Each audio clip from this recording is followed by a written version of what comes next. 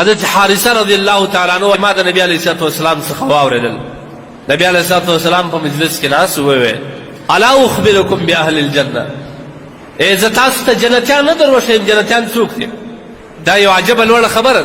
رسول الله صلی الله علیه وسلم خپل صحابه ورته وایي آیا جنتیان زه تاسو ته نه وښیم جنتیان څوک دي؟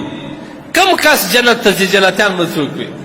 صحابه وایي یا رسول الله بلا یا رسول الله بالکل یې راوښیئ څوک دي؟ نبی علیه الصلوة والسلام فرمایي کل ضعیف متضاعف لو اقسم علی الله لابره. هر کمزوری ضعیفه یا د خلکو په نظر کې چې کمزوري او ضعیفه وي دا د خدای په نیز باندې دومره لوړه رتبه لري که په یو کار کولو باندې دی قسم واخلي الله د ده سره دومره محبت کوي دی باندې قسم نه اړي کار الله کوي. لو اقسم علی الله لابره، که چیرې دی قسم واخلي الله تبارک وتعالی یې بری کوي په خپل قسم. بعض یو روایت کې خو دا حدیث کې زیاتوب دا الفاظ هم راغلي دي چې نبی کریم صلی الله علیه وسلم فرمایي چې الا اخبرکم باهل الجنه، جنتیان څوک دي؟ نبی علیه الصلوة والسلام ورته فرمایي هغه کس کل ضعیف متضاعف ذو تمرین، هغه کس چې ضعیفه وي کمزوري وي د خلکو په نظرو کې کمزوري وي او دوی جامې ضعیفې کمزوري جامې اغوستې وي دا خلک ډېر په کمزورو سترګو ورته ګوري. لو اقسم علی الله، که چیرې دا کسان د خدای تبارک وتعالی ته پر یو شي باندې قسم واخلي چې دا به کېږي الله دومره مینه ورسره لري کار د ده د وجې کوي. دلته د کل ضعیف څخه مطلب محدثین لیکي چې د کل ضعیف څخه مطلب څه شي دی؟ بعض کسان د شکل د خوا ضعیف وي ډېر ډینګر وي د رنګ د خوا تور وي په شکل باندې بدرنګه وي او د الله تبارک وتعالی سره مینه محبت دومره زیات وي که چیرې دی پر یو شي قسم واخلي الله تبارک وتعالی د ده د وجه کار کوي. بعض کسان ضعیف د جامو د خوا ضعیف وي څیرې ګنډلې جامې اغوستي پینه سوي جامې اغوستي داسې جامې په یو رنګ باندې جامه نه وي په ډېرو پرېولو باندې د جامې رنګ تللي په ډېرو پرېولو باندې جامې شوړېدلي بدن یې تر معلومېږي او هغه کسانو ته په کم نظر باندې مه ګوري. الله څه وایي؟ رسول الله څه فرمایي؟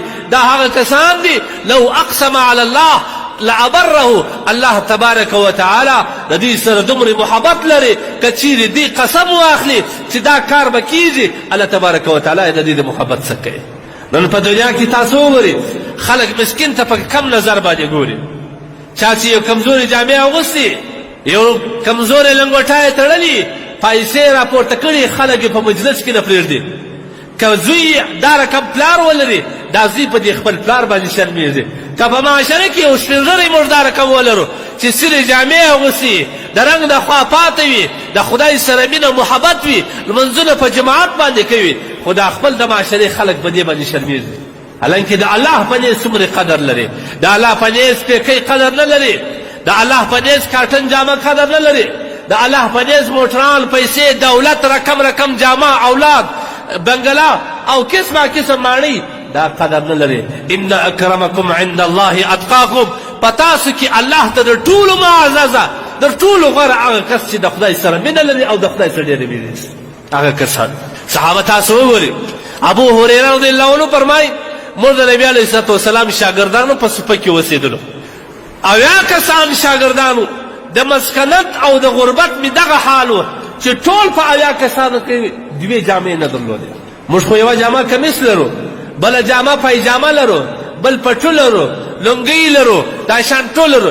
صحابه کرامو عادت دا و یو سربیره به چادر اچوي یو به لنګ دا دوې جامې وې د یو چا سره به خالي لنګ ورسره و د نامه لوړ به تړلی و بله جامه به نه و چې پر ځان بیا اچولی وي. هغه د مکې معظمې ګرمي هغه سخته ګرمي دومره وس او طاقت د هېچا سره نه و چې دوه جامه دې پیدا کړې پر ځان بیا اچولی وي. په خواست مې د بله جامه واغوستل هغه به لنګ کې د خپل لنګ به پرېولی کړه یا به لوند لنګ پر ځان باندې راپېچلی و د نیستي څخه. دی قسم واخلي وایي قسم دې مې په خدای که په ټولو اویا کسانو کې د چا سره دومره جامه وه. حال دا دی دا کسان بیا خدای ته څه باندې نږدې دي. دا نبی علیه الصلوة والسلام هغه نږدې ملګري دي. الله د دې په حق کې څه وایي؟ رضی الله عنهم ورضوا عنه، الله د دې نه راضي دی او دوی د خدای نه راضي. معلومه خبره شول چې په شکل او صورت باندې فوقیت نشته، په ځواني او په سپینوالي فوقیت نشته، په چاغوالي او په نسب او په دولت باندې فوقیت نشته، په مال او په دولت په یو ښه موټرو په کورزینو په براډو باندې فوقیت نشته، په غټ موبایل او په کاټن کالیو باندې په پیکې اړول باندې او پیسې په مخ په جیب کې ډېرې پیسې اچول په دې کې فوقیت نشته.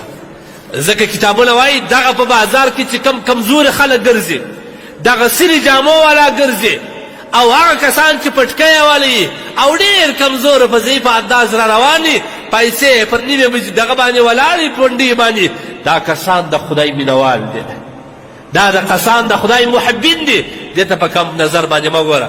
دا داسې نږدې کسان دي که چیرې دی یو وخت قسم واخلي چې خدای دا کار به کوي هغه به کوي.